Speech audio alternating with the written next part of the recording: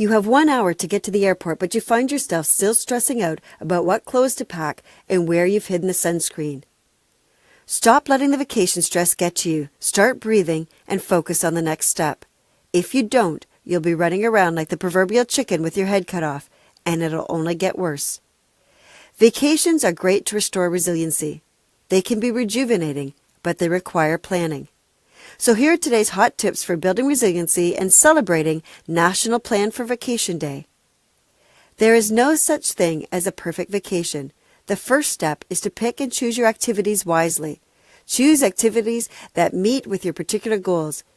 Is your upcoming vacation for relaxation, celebration, or relationship renewal? Remember to plan for when you return home. Ease into and out of your vacation mode. There is nothing worse than a person returning from their vacation saying they need a vacation from their vacation.